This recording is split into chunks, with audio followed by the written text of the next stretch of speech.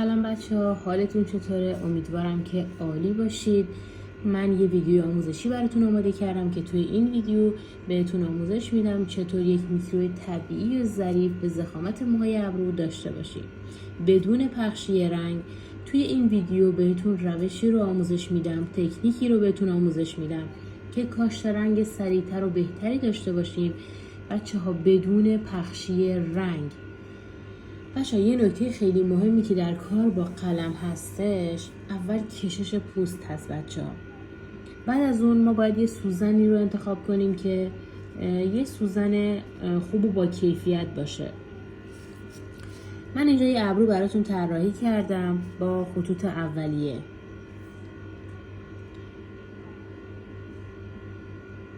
بچه ها برای اینکه دوتا ابروی مشترک رو شبیه به هم در بیاریم، بیایید خطوط اولیه ابروی مشتریتون رو طراحی بکنید. دوتا ابرو رو با هم طراحی بکنید که خطوطتون خیلی شبیه به هم دیگه باشه، چون اگر تازه کار هستید این کار رو برای مثلا چند تا از مشتریاتون انجام بدید که دستتون یکم راه بیفته و بعد میتونید دیگه حرفه‌ای شدید، دیگه نیازی به این کار ندارید. یه نکته خیلی مهم دیگه که هست بچه‌ها، بیایید سوزن رو، این قلم منم بهش توجه نکنید که این خیلی کثیفه، اینو من برای تمرین بیشتر استفاده میکنم. یه نکته خیلی مهم دیگه که هست بچه‌ها، این که باید سوزن رو به صورت صاف بذاریم توی دستگاه. اگر ما سوزنمون رو کج بذاریم، البته اینم میشه، ولی خب بیشتر با کناره های سوزن ما شیارهامون رو ایجاد میکنیم و اونجوری که میخوایم ظریف و مویی در نمیاد. اما اگر با نوک سوزن ها کار بکنیم قطعاً ظرافت خیلی بالاتری داریم و خطوطی که ایجاد میکنیم خیلی خیلی مویی‌تر و نازکتر میشه. نکته بعدی که هستش بچه‌ها، این که ما باید زاویه دستمون رو عمود بر پوست مشتریمون قرار بدیم، یعنی اینکه با زاویه 90 درجه کار کنیم بچه‌ها. ما نباید سوزن رو اینجوری وارد پوست بکنیم، ما باید نوک سوزن رو با سطح پوست بچه‌ها، ما باید نوک سوزن رو به صورت عمود و زاویه دست 90 درجه روی پوست حرکت بدیم که یه خطوط ظریف و مویی داشته باشیم. الان من این خط رو براتون تکرار میکنم. زاویه دست من رو لطفا توجه بکنید. نمیدونم توی ویدیو چقدر میتونید واضح ببینید، اما زاویه دست من کاملا 90 درجه هست.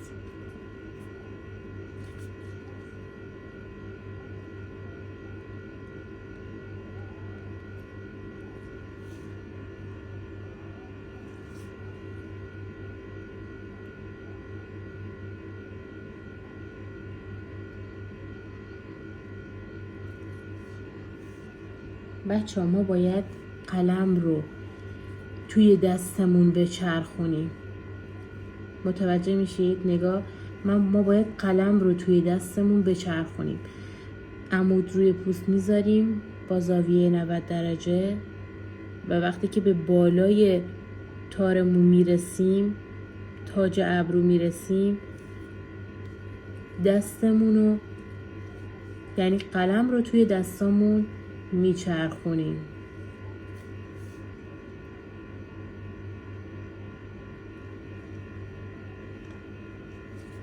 بچه یه نکته خیلی مهم هست که بازم بهش میخوام اشاره کنم، اینه که ما نباید سوزن رو زیر پوست ببریم. ببینید، نباید اینجوری کار کنیم. بعد که میخوایم اینو تکرار بکنیم، از بالا اگر بخوایم این کارو بکنیم، زیر پوست رو ما شیار دادیم، زیر پوست رو ما پاره کردیم. ما باید فقط عمود.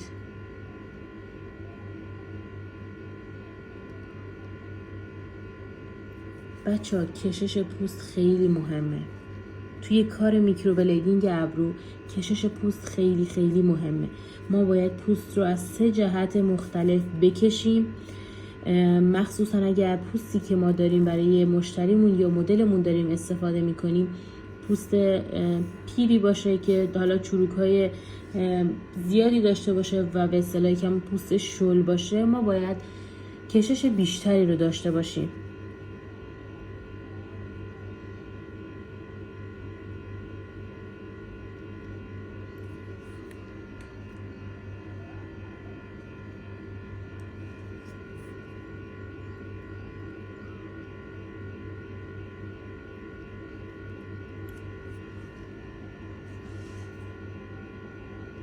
بچه من چون هم میخوام ویدیو بگیرم براتون و همین که میخوام صحبت کنم براتون و کار رو انجام بدم و دوربین جلوی چشممه، زیاد نمیتونم درست این خطوطی که اجرا میکنم رو ببینم، ولی شما به توضیحاتی که من براتون میدم لطفا دقت کنید که خطوط خیلی ظریف و مویی داشته باشید. بچه یه نکته خیلی مهم، ما توی کار میکروبلیدینگ ابرو بچه ها اصلا نباید خون ببینیم به هیچ عنوان بچه ها، مگر اینکه مشتری ما مشکل پوستی داشته باشه، مریضی قند خونی، نمیدونم از این موارد، از بیماری داشته باشه که خونش رقیق باشه بچه ها. در غیر این صورت ما اصلا نباید خون ببینیم توی کار میکروبلیدینگ ابرو. ما داریم توی سطحی ترین قسمت پوست بچه ها کار میکنیم. اگر خطوط ظریف میخوایم اصلا نباید عمقی کار کنیم، نباید خون ببینیم و بچه ها از همه مهمتر زاویه دست ما باید 90 درجه باشه. چه وقتی که دارید با سوزن که توی دستگاه گذاشتید، توی قلمتون گذاشتید، چه به صورت کج گذاشتید و چه به صورت صاف، باید با یعنی تیغ شما عمود بر پوست باشه بچه ها، عمود بر پوست با زاویه 90 درجه باشه. بچه ها یه سری میان میگن اگر میخواید ببینید که خطوطتون خطوط خوبی هست که انداختید و اینا، ببینید که ماندگاری کارتون یا کاشت رنگتون یا اینکه توی عمق مناسبی کار کردید یا نه، بیایید پوست رو بکشید، پوست مشتریتون. الان من دارم روی لاتکس کار میکنم، نمیتونم درست بهتون نشون بدم بچه، چون این نمیشه مثل پوست مشتری اینو کشید. ولی بچه اصلا ما توی میکروبلیدینگ نباید شیار ببینیم، نباید این خطوطی که اجرا کردیم وقتی که میکشیمش نباید حفره های عمیق ببینیم بچه ها. اگر عمیق کار بکنیم دیگه اون خطوط مویی و ظریف رو ما نداریم و این باور اشتباه بچه ها که اگر میخواین ماندگاری کارتون بره بالا باید عمیق کار کنید یا خون ببینید. این باور غلطیه بچه ها. ما اگر بخوایم کاشت رنگ خوب و منسجمی داشته باشیم، کاشت رنگ رو باید با تکرار خطوط به دست بیاریم، نه با عمق سوزن و یا فشار دست بچه ها. توی کار میکروبلیدینگ بچه ها فقط باید صبر و حوصله داشته باشید، اصلا عجله نکنید. خطوطی که شروع میکنید رو مخصوصا برای اونایی که مبتدی هستن سریع نمیخواد ببرید بالا و تون شیار ایجاد کنید، آروم و خیلی منسجم کار کنید بچه ها. من میرم خطوط ثانویه ابرو رو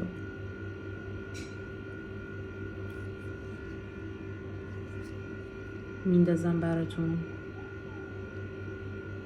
بچه ها. من چون دارم ویدیو میگیرم و این پایه و این گوشی تقریبا جلوی چشم منه، من دارم هم دوربینم چک میکنم که اون کیفیت و اون چیزی که من دارم میخوام رو نشونتون بدم. نمیتونم زیاد به خطوط توجه بکنم، ولی فقط من هدفم از درست کردن این ویدیو برای شما بچه ها این بود که این نکته های خیلی مهم رو بهتون بگم که بچه ها عمق عمق سوزن ما نباید زیاد باشه بچه ها. ما نباید خون ببینیم.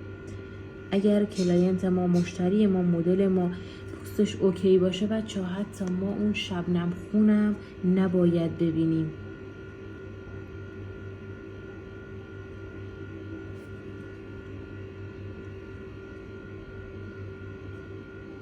بچه من چون دارم از رنگ تمرینی استفاده میکنم و هی مجبور میشم ویدیو رو قطع کنم و دوباره براتون بگیرم، برای همین چون رنگم خشک میشد یکم از سولوشن توی رنگم استفاده کردم، برای همین اون غلظت کافی رو نداره که بهتون نشون بدم. این که میبینید رنگ من کشیده شده تا وسطای سوزن تا انتهای سوزن، به خاطر این سولوشنم هست. من حالا یک مقدار سوزنم رو پاک میکنم. حین کار ابرو حتما توجه داشته باشید که وقتی که سوزنتون رنگ داخلش گیر کرد، حتما بچه‌ها سوزنتون رو با یه دستمال و یه حالا هر چیزی که باش ابرو رو پاک میکنید سعی کنید که تمیز کنید.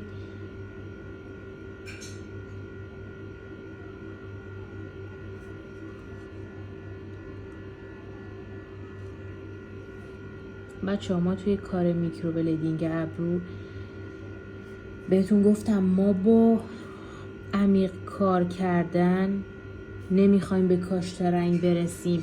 ما میخوایم با تکرار خطوط استروک هامون رو کاشت کنیم، نه با عمیق کار کردن، نه با فشار دست. بچه ها توجه داشته باشید به این نکته.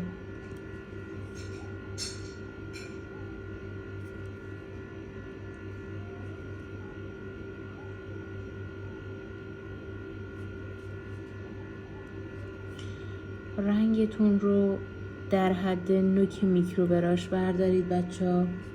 زیاد بر ندارید که خطوط ابرو رو نبینید، مخصوصا برای مشتری که دارید کار میکنید، روی مدل زنده که دارید کار میکنید. خطوطی رو بچه ها برای تکرارش اگر ندیدین اصلا تکرار نکنید. لطفاً موهای ابرو رو لطفاً شونه کنید به سمت پایین و بعد تکرار انجام بدید. از بالا به پایین و چه از پایین به بالا برای کاشت رنگ، برای تکرار خطوط هیچ فرقی نمیکنه بچه ها.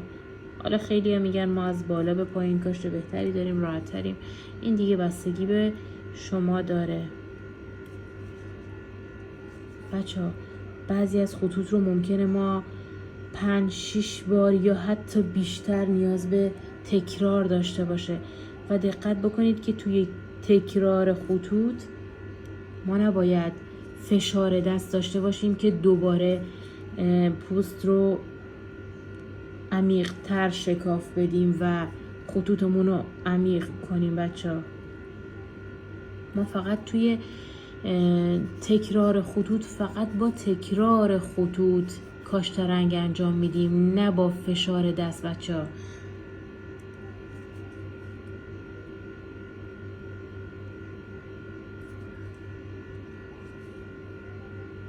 به زاویه دست من توجه کنید. نمیدونم توی ویدیو متوجه میشید که زاویه دست من عمود هست یا نه، ولی به هیچ عنوان بچه ها سوزن رو موقعی که میخواید بچرخونید و هلال استروک ها رو بزنید، به هیچ عنوان بچه ها سوزن رو دستتون رو خم نکنید. همون جوری که عمود سوزن رو روی پوست گذاشتید، همون جور هم با چرخوندن سوزن و قلم بلیدتون هلال مو رو انجام بدید بچه ها. ببینید اما این اشتباه رفتم بچه ها، چون من اصلا نمیبینم، فقط دارم توی دوربین نگاه میکنم.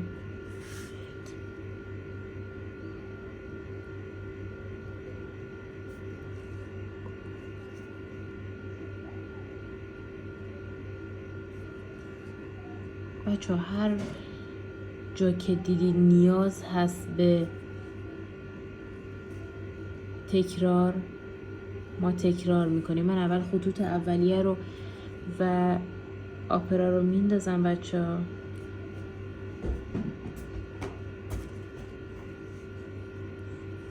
و بعد براتون پاک میکنم که ظرافت خطوط رو ببینید.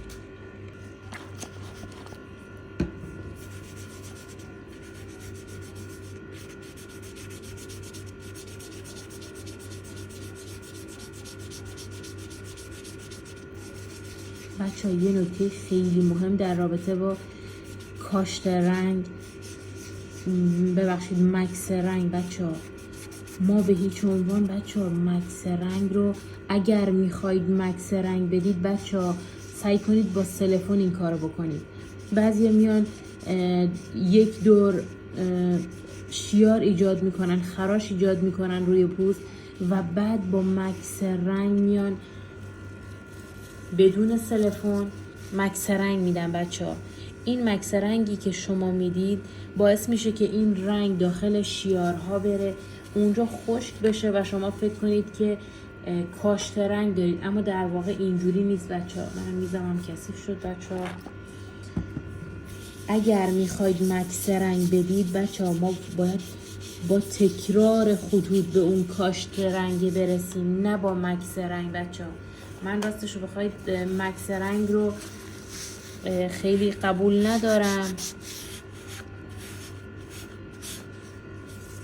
من اینو پاک میکنم بچه، من با روغن بچه این رو پاک کردم. بچه ها ببینید این خط رو من یکم زوم میکنم که بهتر ببینید بچه ها. این خط رو من چجوری انداختم ببینید کامل پاک شده. بهتون گفتم وقتی که سوزن رو زیر پوست ببریم باعث پخشی رنگ میشه بچه ها. شما ضخامت این خط رو ببینید، ضخامت این خطوط رو ببینید، میبینید؟ پس ما زاویه دستمون خیلی مهمه توی کار کردن. نباید دستمون رو کج بگیریم و اینجوری بچرخونیم بچه ها. اینجوری خیلی پوست رو پاره میکنیم و رنگ رو زیر لایه پوست میبریم بچه ها. ببینید چجوری این قسمت از پوست انگار بلند شده بچه ها، ولی اگر دستمون رو عمود بگیریم دیگه همچین اتفاقی برای خطوط ما نمیفته بچه ها. ببینید ضخامت رو ببینید، ظرافت رو ببینید بچه ها. خب بچه ها یه نکته برای تکرار خطوطمون، پوست رو از 3 جهت میکشیم، سوزن رو آروم به صورت رفت و برگشت و کوکی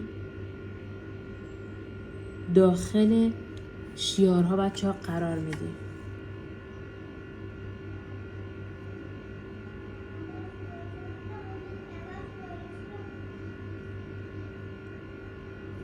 زاویه دست ما 90 درجه، حالت کوکی.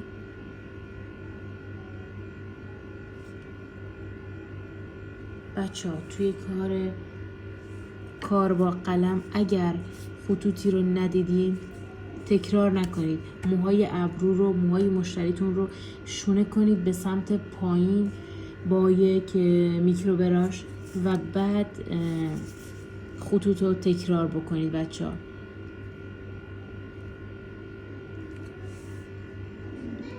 هر بار رنگمون رو شارژ میکنیم بچه ها. اصلا نباید عمیق کار کنیم بچه ها. اصلا نباید موقعی که پوست رو میکشیم ما حفره ببینیم، شیار ببینیم، شیارهای عمیق رو ببینیم بچه ها.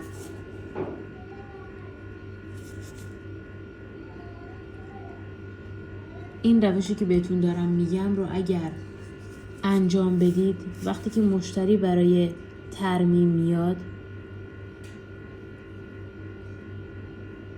تقریبا تمام خطوط 80-90% از خطوط ابرو باقی موندن.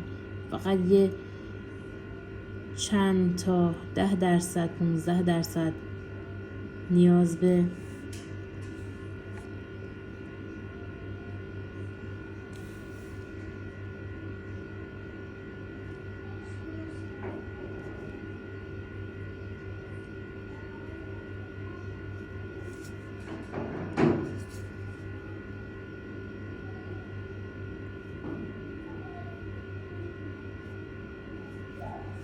بچه خطوط اولیه ابرو رو سعی کنید برای مشتریتون بیشتر تکرار کنید، بیشتر شارپ بشن و اون خطوط مویی که میندازید برای ابرو، برای مونها یه حالت بیشتر زیبایی داره و اگر ماندگاری آنچنانی هم نداشتن عیبی نداره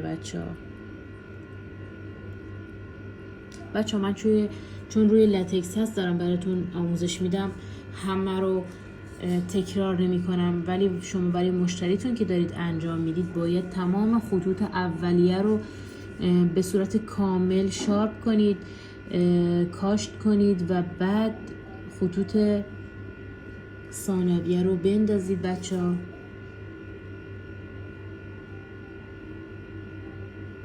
میتونید از بالا به پایین هم این کار رو انجام بدید بچه ها برای کاشت خطوط. الان من درست نمیتونم این رو ببینم بچه ها، دارم براتون ویدیو میگیرم.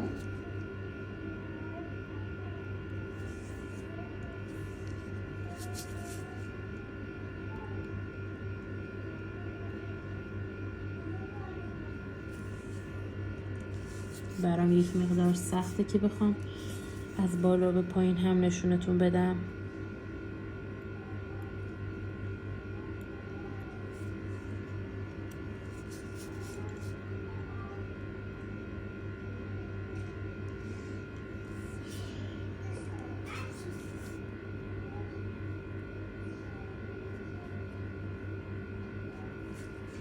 پس بچه ها برای میکروی ابرو ما فشار دست نداریم، کاشت رنگمون رو، شارپ کردن خطوطمون رو فقط با تکرار به دست میاریم، نه با مکس رنگ اونم بدون سلفون. بچه ها اون مکس رنگی که شما دارید بدون سلفون روی ابروی مشتریتون میدید باعث میشه که رنگ خشک بشه، داخل شیارها خشک بشه. وقتی شما پاک میکنید میبینید که کاشت رنگتون کامله و بعد از اینکه مشتریتون بعد از 1 ماه برای ترمیم میاد میبینید که هیچ رنگی بچه ها باقی نمونده، چون رنگی کاشت نشده بوده از اول که بخواد باقی بمونه.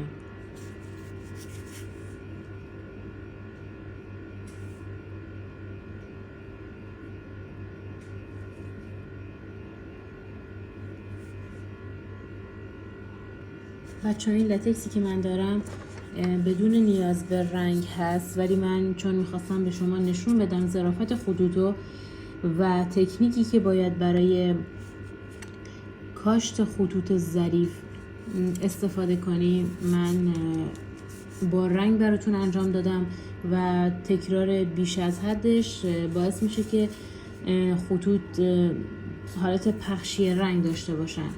اما شما میتونید برای تمرین کردن از پوستی استفاده کنید که نیاز به رنگ داشته باشه و یه کیفیت بهتری هم داشته باشه. این فکر میکنم فیک هست و کیفیت کافی رو نداره. من با روغن هم پاک کردم ولی خب زیاد تمیز نمیشه.